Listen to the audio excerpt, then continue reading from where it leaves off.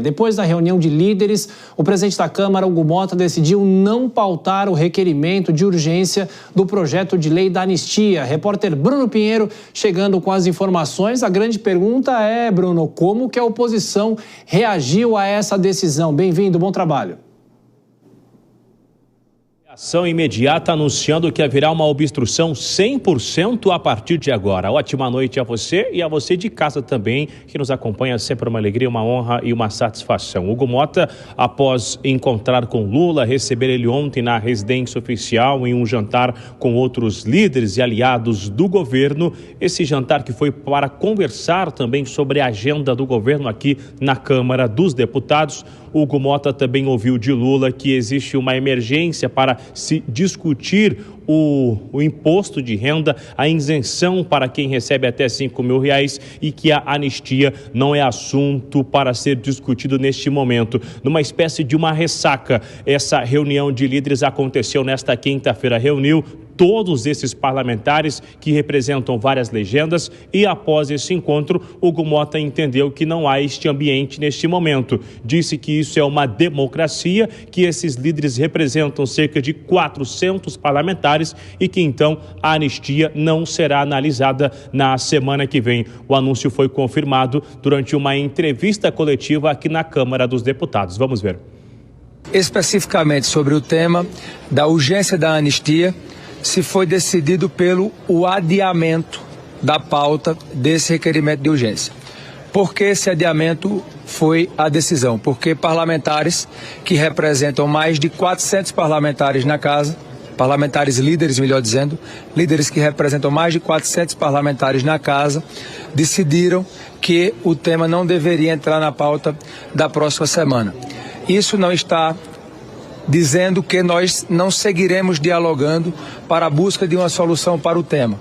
Nós seguiremos conversando, principalmente também com os partidos que estão defendendo a pauta, ou seja, os partidos que fazem a oposição, o PL, o Partido Novo, que aqui defenderam a inclusão na pauta com muita força e de maneira também legítima, para que a casa possa encontrar uma saída para esse tema.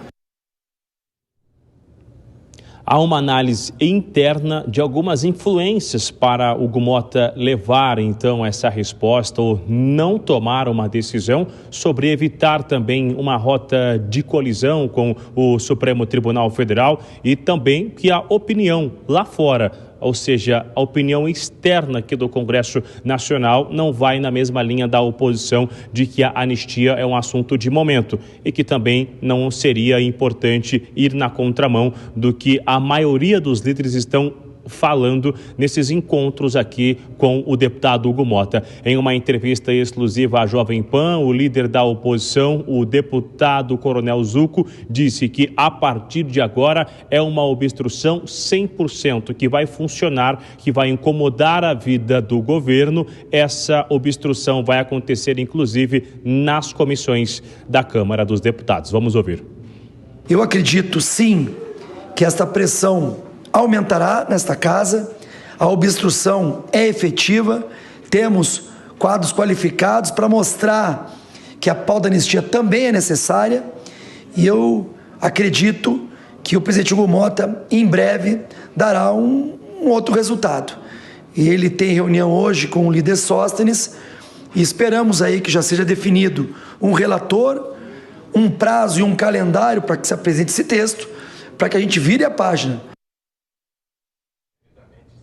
O receio da oposição é que com essa viagem de Hugo Motta, Lula, Alcolumbre e o ministro Luiz Roberto Barroso na noite de hoje para Roma, isso possa interferir ainda mais, que eles possam chegar a um entendimento ou que possa reforçar essa ideia de Hugo Motta que não há espaço para discutir a anistia em relação aos envolvidos nos atos do 8 de janeiro. Tiago.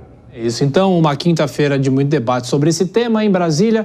O Bruno Pinheiro volta daqui a pouquinho com mais informações, direto para os nossos comentaristas, Dora Kramer, e o Nelson Kobayashi está aqui conosco nos estúdios. Tudo bem, Dora? Boa noite para você, bem-vinda, bom trabalho. A gente vinha falando já das indicações que o presidente da Câmara vinha, claro, sinalizando de que não pautaria, não discutiria ou pelo menos buscaria algo alternativo, até mesmo uma aproximação com o Supremo Supremo Tribunal Federal e hoje foi o dia em que houve essa decisão. A pergunta é, será que esse projeto está enterrado ou não necessariamente, Dora? Boa noite, Thiago. Boa noite, Kobayashi. Boa noite a todos. Não está enterrado. O que aconteceu foi que o presidente da Câmara contornou a pressão, venceu a primeira etapa desse embate do projeto de anistia aos condenados de 8 de janeiro e deu também uma vitória ao Palácio do Planalto. Com isso, ganha pontos no governo. Claro, agora ele agiu como negociador, porque ele venceu no argumento, né? Ele conversou com os líderes e os líderes têm representação absolutamente legítima, porque se não fosse para representar, não precisava de liderança. Portanto, ele conseguiu convencer de que o texto, tal como está, é amplo demais e funcionaria assim até como uma espécie de cavalo de Troia para incluir o ex-presidente Jair Bolsonaro e todo aquele núcleo que já virou réu com ele no Supremo Tribunal Federal. O que vai acontecer agora, segundo sinaliza o Hugo Mota, é uma negociação em torno de um texto mais restrito. Agora, isso depende do Palácio do Planalto também, depende da composição dos líderes, conversa com o Supremo Tribunal Federal, que, por enquanto, continua irredutível, o que não quer dizer que continuará irredutível. Pois é, Kobayashi, o que seria um texto mais restrito nesse caso? E o próprio PL fala de novo em obstrução das discussões, dos debates no Congresso Nacional. Será que isso pode dar algum tipo de resultado e fazer o Mota voltar atrás? Boa noite, bem-vindo. Boa noite, Thiago. Boa noite, Dora. Boa noite a todos que nos acompanham. O PL pode apostar numa nova obstrução e é a esperança que o PL, não só o PL, mas muitos parlamentares de oposição de outros partidos também, tende que isso seja levado adiante. A sua pergunta sobre o que seria um texto mais restrito, imagino seria um texto que restringisse o perdão, a anistia àqueles os executores dos atos do 8 de janeiro, sem extensão a eventuais financiadores ou mandantes ou pessoas que estariam interessadas no resultado, como são aqueles dos núcleos que já foram denunciados pelo Ministério Público Federal, pela Procuradoria-Geral da República, dentre os quais o próprio ex-presidente Bolsonaro. Ou seja, talvez aí, neste ponto, residiria o meio termo, o consenso entre os interesses todos para que isso pudesse, em um acordo, ser levado adiante. Mas eu queria comentar, Thiago, como o presidente da Câmara deixa claro nesse momento que os poucos líderes valem mais do que os muitos deputados.